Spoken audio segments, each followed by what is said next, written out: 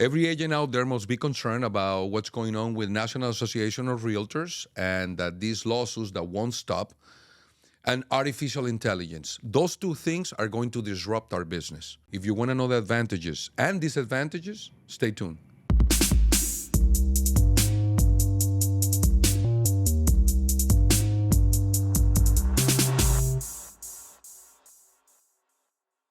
Well, today we're going to talk about National Association of Realtors.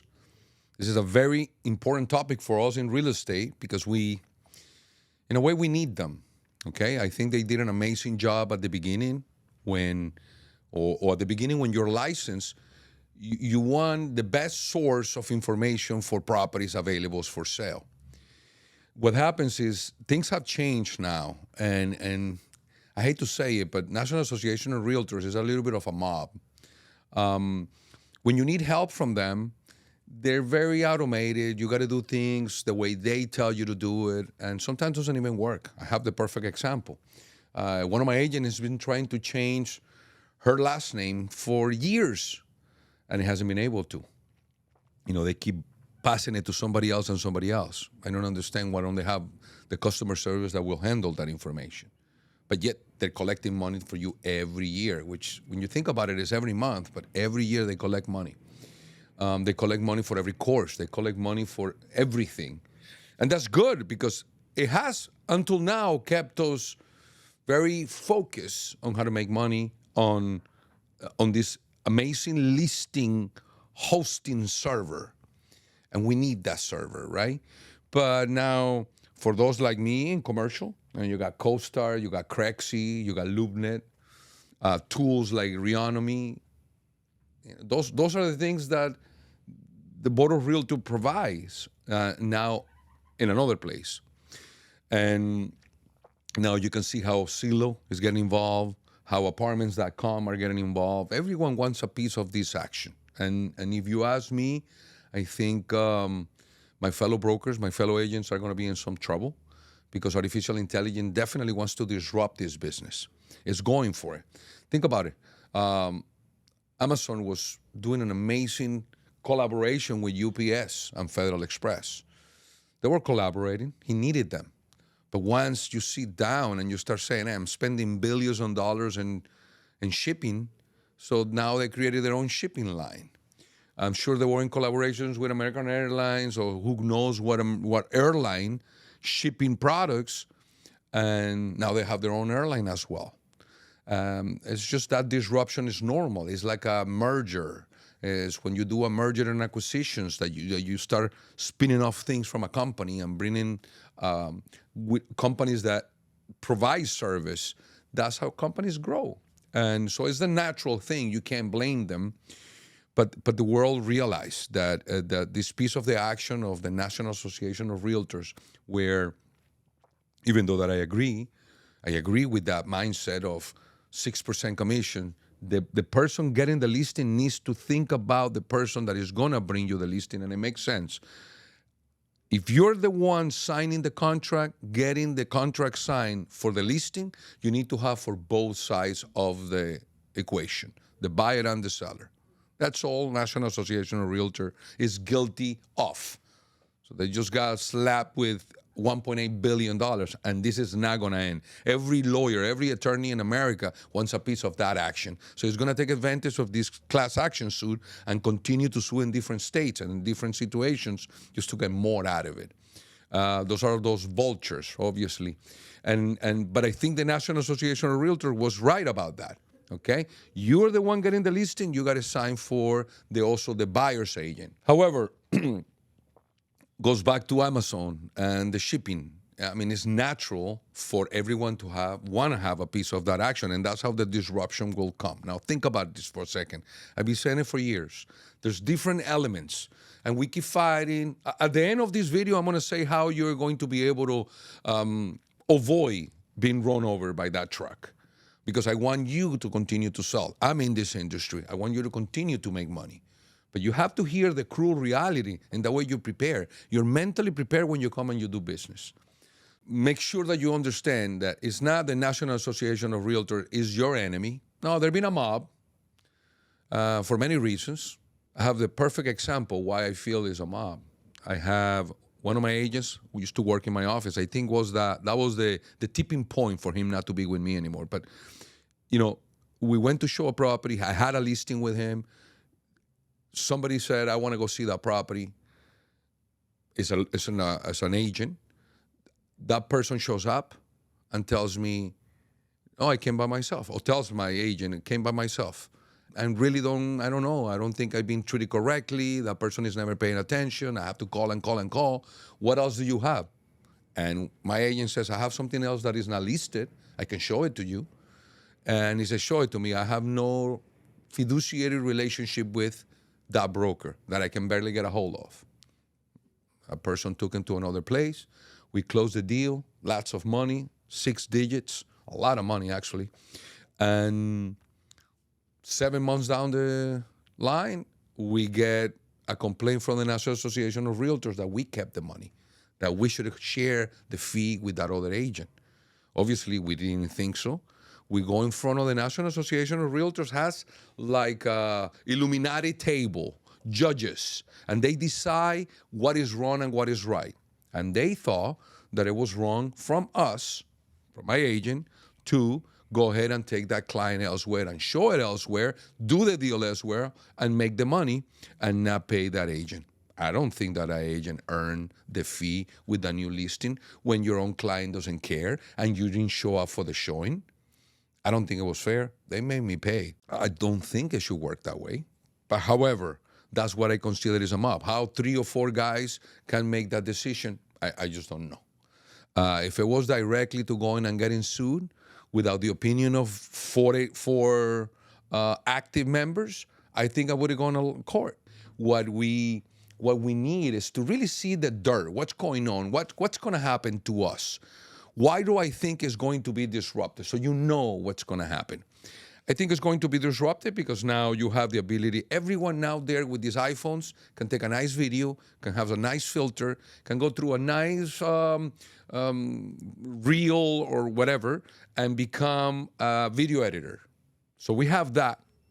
Then we have the fact that you can now do it yourself, your own video editing, post it yourself in a silo, pay a little fee, and post it and say, if you have a buyer, I'll pay you a fee. So now, what did I get rid of? The seller's broker. I don't think buyer's brokers are going to get hurt. Buyer's brokers are going to say, I'll bring you my buyer, pay me. The sellers are no longer going to need those agents or are going to be using less and less and less. What happens is the buyer's agent now, it's also going to be compromised eventually when the flow of listings are going to be more on that self-use system that the landlord or that the owner is going to post it, that is going to say, you know what, I'm only going to pay you this fee if you bring me a buyer because I'm getting already the flow of agents and clients. So I think if you want to look at it now, just don't think about it next year. Just think about it for a disruption that will take place in the next 7 years. Let's just think about how the world is changing with quantum computer that we're not experiencing yet, but it's there. It's almost there. It will be in our doorsteps very soon. That means computers are going to think so much. You're going to be able to tell a computer, I want a house like this, like this, like that. Find it and put it in front of me. And you'll be able to go directly to that owner. So I'm just thinking 7 years from now, they're going to take a bite of our business. And you as an agent need to defend yourself, need to find a way out of this so you don't stop. Because the biggest career in the world is to become a salesman. You can be a salesman of anything, and that's where the money is, right? So if you're a good salesman, you have to always be where the money is. If you're representing the buyer, make sure that what you find for them is beyond what the artificial intelligence can do. I can see people overpricing a property in one of those Zillows and puts too much. It's going to sit there. Nothing is going to happen. If you're smart, now that person led you into their homes through those photos. Now you know how the house looked like. You really know how to price it. You have control of your client. Go and reach out to them. Keep that data to you. Use that data to your advantage when they were overpriced and negotiate your fee. That's what a good salesman will do. The other one, okay, I'm going to post my own property. I understand.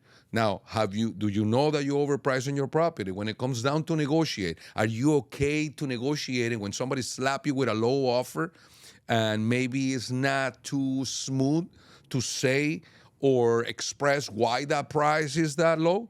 So maybe you take it personal. Would you be able to negotiate? Are you going to let go that buyer just because you guys had a differences of opinion or a personal clash? So maybe you need a middle person. Maybe you need someone to protect you and defend you. Like you need a lawyer for a divorce. Like you need a corner if you're a boxer. You're going to need someone to be that buffer for you, right? So sell on that. Emphasize that that's what you do best. Able to negotiate and get people to see the beauty or the good of your property, and that's how you're going to get the deal closed. Another is maybe your property has challenges, but it's still a good property with good bones, and there's challenges. Have you ever tried to sell your own product with challenges? You look like you're desperate. You look like you need help. So the natural instinct of a shark is smells blood, it goes for the jugular. So I don't think you want to be able, you want to show a property with challenges yourself and negotiate it yourself. You're going to get crushed. That's when you need a buffer. At that point, you need a representation. Sell on that. Know that what you do is valuable, and that's why you're earning your fee. And your fee is always justified of the money you bring. So, if you bring the money, what seems to be the problem? At the end, is the buyer that paying for the property. Sometimes also, and this is the perfect property, the perfect photos, but you want to justify your fee and it's a little hard. Whatever fee you're getting, sometimes spread out on a mortgage of 25-year amortization, 30-year amortization, is really nothing for you to get out of that situation when you need to get out of that situation. Or sometimes be smart as a broker, and I do really good at this. We are so always focused on the money that you bring me for my property. I want $5 million for this property. I don't want a penny less. What do you want to sell it for? What do you want to sell it for? Oh, I want to buy something else. I want something else. I want to grow. I want to put more money elsewhere. When you hit bottom with those $5 million that he doesn't want to take less, when you need to start looking is, where is that money going to go? And make sure that you say, it's okay to leave 75 grand, 100 grand on the table here, but look what you're buying over there. You're able to buy something with an upside potential, where the profits are really sitting there. Everything has a maximum amount of valuation. It takes a while. You buy something for 100, and now it's 600. Wow. But how much is it going to go up? How much more? Now the growth is smaller, is slower. Yet now you can put this $600,000 elsewhere, which is a different bracket, not a $100,000 bracket. Now it's a $600,000. Now your upside potential could be larger. Focus on that. See, I can see how artificial intelligence will definitely put this business through a tough situation, tough times. But those that, like me, I think, according to data, the 1% of go-getters, of brokers that sell. And I'm not trying to step on anyone's toes. I was told 60% of licensed real estate agents don't even use it. They just went through the process and got it, and they never use it. The other 40%, I don't think 20 make money.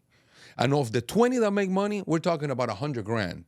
So we are the 1% with the amount of money we make here. So my advice to you is, give value to that ability of yours to be a good salesman, to find a good opportunity, to negotiate with someone with elegance, but at the same time doing what you have to do, which is at the end, take them to the finish line. And somebody wants, because remember, price is what somebody is willing to pay and somebody is willing to take. And that's how you get to that. Talking a little bit more about the National Association of Realtors, which bothered me if you're watching me, National Association of Realtors. How come competitors like CoStar, LoopNet, Crexy, the way that you operate them, the way they show the property, the building, we're talking about commercial here, or we're talking Zillow. You look at Zillow, you look at a map, you find the property, you click, you see a bunch of photos, and then it will be connected and linked with things to the national information. Why can't they do something like that for commercial and National Association of Realtors? Why? They don't really want us there. They don't really want commercial. They're trying, but they took too long. And now they open the room, the space for a company like CoStar that charges through the nose. You're talking about a mob. There's no, the mob above the mob is CoStar. And we're just changing one couple for another. Now you look at this and they hold data. Now you try to look for commercial real estate in MLS. It doesn't make any sense. In 2024, it's the most difficult thing in the world. You can't outsource it differently. It cannot be a clean way of searching properties. It has to be through maps and so many questions. Why? They don't really want it, the commercial sector, because the only way that you can keep that control on coming up with prices, coming up with appraising value, an opinion of value of a property, simple, is through residential real estate. And I tell you why. It's very easy to put a computer to tell you, I live in a community, and in this community, this developer built 250 homes. There's 250 homes. Some are a little larger, some are a little smaller. Larger means another room, a pool or no pool, you subtract. It's easy to come up with a number, and you don't have to be smart about it. You sold 3 transactions this year. It sold at this much a foot. One was a little larger, and one had a pool. You can come up with a number like this. Just getting out of the school, you pass your test, you get out, you can already give an opinion of value. That's how easy real estate appraisals can be, or that opinion of value. But in commercial, you can't do that. You have, right here where I'm sitting and I'm watching this corner. In that corner, we have a bank, a gas station, an office park, a soon-to-be residential lot, an industrial, but an industrial in the large size. None of those properties rent or sell at the same price. And they're all within, yards away. So the computer cannot figure that out. And guess what? They are all in the same zoning. All of these things I mentioned are under the industrial designation, where you can put an office, where you can put a hotel, where you can put an industrial building. So the computer is not going to be able to bypass that easy. Doesn't mean that it's not going to happen, but now I'm not looking at a 7 years. So if you're in residential real estate, you make over $100,000. That means you can put 2 and 2 together. Start thinking about commercial. Start exploring commercial real estate. Commercial real estate is fabulous. It's Monday to Friday, only with deal decision makers. Start exploring that alternative because definitely artificial intelligence is coming to disrupt your residential business. Now, if you remain or you're a strong broker or agent in the residential market, remember what I said.